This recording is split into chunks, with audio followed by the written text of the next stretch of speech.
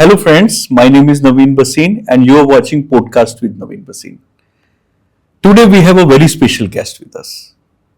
He is the chairman of the Lal Bahadur Shastri Institute of Management, Delhi, Lal Bahadur Shastri Institute of Management and Technology, Indore, and also Lal Bahadur Shastri Memorial, New Delhi. He is also former Union Minister of India and also former Member of Parliament. Apart from that, he is the chairman of the Hindi department in the All India Congress Committee. So, as a politician and an educationist, he is here with us. So, let's welcome our today's guest, Shri Anil Shastri ji, who is the son of second Prime Minister of India, Lal Bahadur Shastri ji. Sir, welcome here in our Thank you, podcast. Naveen. It's a pleasure being here with you today, and I'm so happy to be meeting you today. You have been associated with me for a long time, for almost 20 years, and it will be nice talking to you. Thank you so much, sir, for your kindness and the blessing that you showered on us. So we are very happy that you take out your precious time for us and appear on the podcast today, sir. I would like to know, sir, about your family, sir. How many brothers and sisters in your family, sir? Well, my father, as you just mentioned, was Lal Bahadur Shastri, who was India's second Prime Minister. And we were originally two sisters and four brothers. And now we are two sisters and two brothers passed away at not very old, at young ages. And now we are two brothers, Sunil Shastri and myself. I write Anil Kumar Shastri. And then I'm married to Manju, who hails from Varanasi, which is currently the constituency of our Prime Minister, Shri Narendra Modi. I also have had the privilege of representing Varanasi in 1990, when I won the election from there and became Member of Parliament, and thereafter also Minister of State for Finance. So, and I've got three sons, Adarsh, Lagan and Mudit. Adarsh has been an MLA here in Delhi for 5 years. He's with the Congress Party, and he is also director in a British company in India. My second son is Lagan. Lagan is working for Reliance. He did his MBA from IIM Bangalore. And Mudit, the youngest, he is working with Havels. They are all married. They also have got children. And we all live together. Wonderful, sir. It's very pleasant to know about your family, sir. People would like to know that your family structure, because sometimes people get confused, like who is in the Shastri family, sir. Thank you so much for this information, sir. And sir, I would like to know, you were born in a Prime Minister's family, sir. So how was the environment at home when your father was a Prime Minister? Which celebrities or guests used to come at your home? Do you remember, sir? Yeah, at the outset, let me tell you that my father, late Mr. Shastri, had hardly any time for the family. He would come late in the evening. By the time, we would go to sleep, because I was studying in school at that time. And he would leave early morning and we would go to school. So we hardly could get time. But yes, on Sundays at times, he could find some time for us. But that was very, very rare. And of course, as a schoolboy, I have had the privilege of watching some of the celebrities, some industries coming to a house. G.D. Birla, Dalmias, and J.R.D. Tata, they used to come and meet my father. Besides this, even the film stars used to visit to meet Shastri ji, because he was the Prime Minister. Something or the other they had certain demands and requests to be made to the Prime Minister for the film industry. And I have seen in my house Raj Kapoor coming and meeting my father, Devanand, Rajendra Kumar, Dilip Kumar, Sunil Dutt. They've all been, Manoj Kumar, they've all been to our house, and after they would meet Shastri, we would request them to come to the family drawing room where we would get ourselves photographed with them, with those celebrities. Great news, sir. It's we are very happy to know about these things, sir. And sir, would like to know that your family is respected by almost all the parties in India, whether it is a BJP or BSP or SP or other parties. And our Honorable Prime Minister Modi ji, every year on 2nd October, he pays homage in Vijay Ghat to your father, sir. Please tell us about your relationships with Mr. Modi ji, how close he is with your family, sir. Uh, there is no relationship as such. I have heard about him, I have heard him, I have talked to him on one or two occasions at some functions. And when he visits the Samadhi, that is in Delhi, Vijay Ghat, as you just mentioned, where Lal Bahadur Shastri was cremated after his body was brought from Tashkent. That was the 12th of January 1966. And so it's a memorial which has been created by the Government of India. And on 2nd October, which is Lal Bahadur Shastri ji's birth anniversary, all senior people come there. The Prime Minister visits, pays his homage to the late Prime Minister, Vice President of India, and the President of India, and of course some ministers and members of Parliament and family members. We visit there. There are some bhajans and some speeches of Shastri ji also played there. Audios are played. So that's an occasion where I have had the chance of just talking a few words with Narendra Modi ji, and that's all. Yeah. Okay. And sir,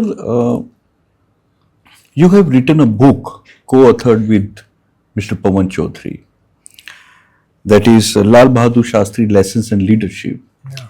Apart from that, sir, you have written Amar Chitra Katha, and you also edited Modern Thought Leaders. Do you remember any anecdote or the stories from this book, sir? Yes, this book that I've written, Lal Bahadur Shastri Lessons in Leadership, it is a collection of 72 anecdotes from the life and times of the late Prime Minister. There are some personal and some, of course, official. The anecdotes which involve some of the bureaucrats, senior bureaucrats, and some anecdotes they involve the family members. I remember, of course, there are many, but I would remember one or two. I would like to narrate here one or two anecdotes.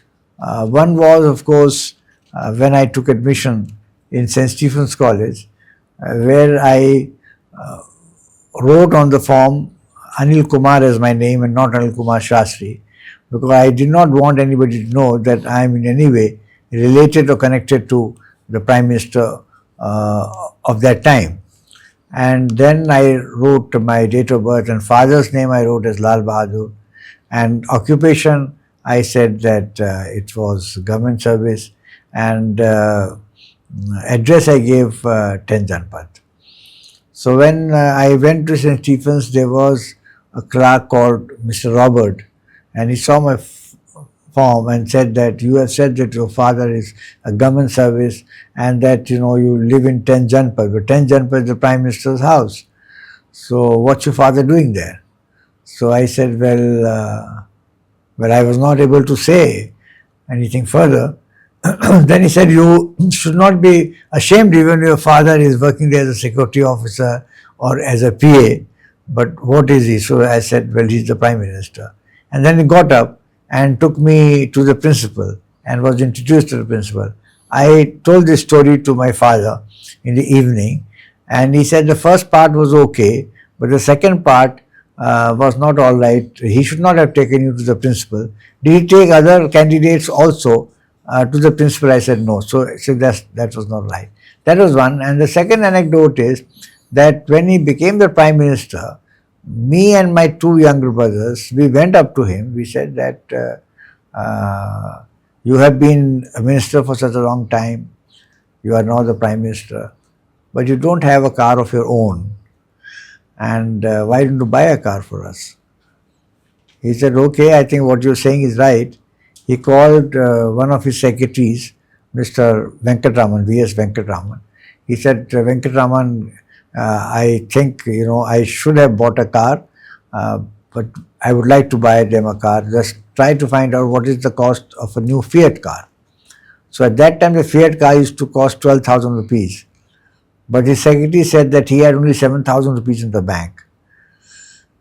And so Mr. Shastri said, well, I have committed to my children and I must buy them a car.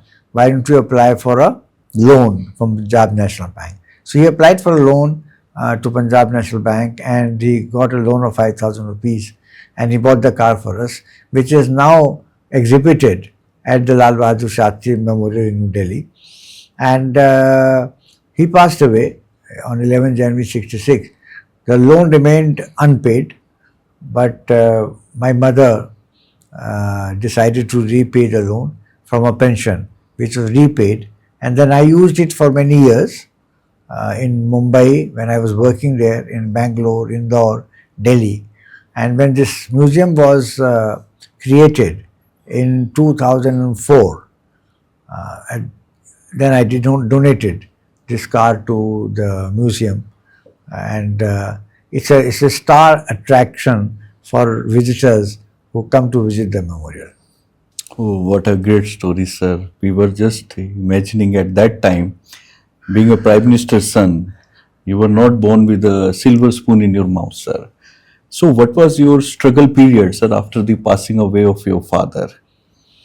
Well, struggle period in the sense, the only earning member amongst our brothers was my elder brother, Hari Shastri, who was working for Ashok Leyland, but that was enough for his wife and two children. And then, of course, we had to depend on our mother's pension, which was a very small amount of 1100 rupees at that time, which could be, I would say today, could be 25 to 30,000 rupees. So, struggle started. I got admission in Oakland University in Michigan, but my mother said that she won't be able to fund that, and therefore I must study in India itself. And then, of course, I got admission in St. Stephen's, as I just mentioned. That was when my father was the prime minister. So that was the first. Within 6 months, 3 months or so of my taking admissions, my father passed away. So I studied in Stephens and decided not to go abroad. And after that, I started hunting for a job. Because of Stephens' background, I did get 1 or 2 jobs, and I selected Volta as a Tata company and was posted in Bombay. So that is how, I sort of started, standing on my own feet, and I was not depending on anybody. I was not even asking any money from my mother, because I was getting a stipend, and I could manage a house in Mumbai at that time in that stipend. And then, of course, I was confirmed. I joined as a management trainee, and then I was confirmed as a sales officer, where the salary was a little higher.